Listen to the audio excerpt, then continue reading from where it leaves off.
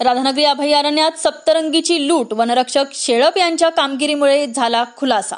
राधानगरी अभयारण्यातील वनपरिक्षेत्र दाजीपूर अंतर्गत नियतक्षेत्र शेळप कक्ष क्रमांक 41 मध्ये निप्पाणी देवगड राज्य महामार्गावर दिनांक 5 जुलै 2024 रोजी रात्रीची गस्ती करत असताना वनरक्षक शेळप यांनी वाहन क्रमांक MH07 AJ 2518 अशोक लेलँड कंपनीचे रस्त्यालगत थांबलेले आढळले।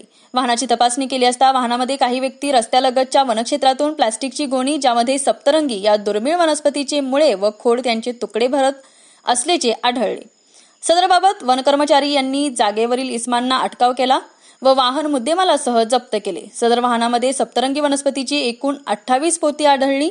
ते 1221 किलो वजनाची अंदाजे किंमत रुपये 85,470 ची वजन काटा व वाहनासह जप्त केले।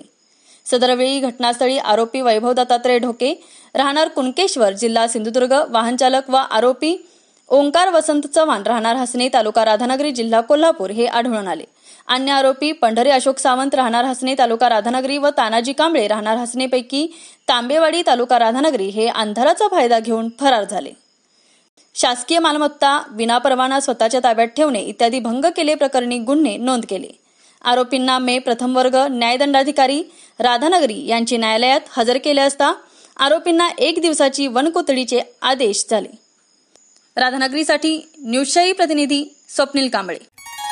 तांबूस फुटता उधळलाली भूपाळी रामपारी दिशादाही उजळल्या आल गोकुळ आपुल्या दारी निर्भेळ आणि सकस चवीच गोकुळ लई भारी निर्भेळ आणि सकस चवीच गोकुळ लई भारी चव आहे कोल्हापुरी गोकुळ लई भारी चव आहे कोल्हापुरी गोकुळ लई भारी गोकुळची दर्जेदार दुग्ध उत्पादने गोकुळ अस्सल चव कोल्हापूरची चव आहे कोल्हापुरी गोकुळ लई भारी।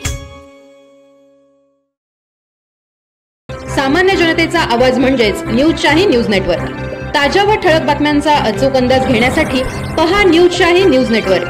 तर चॅनलला आजच सबस्क्राईब करा।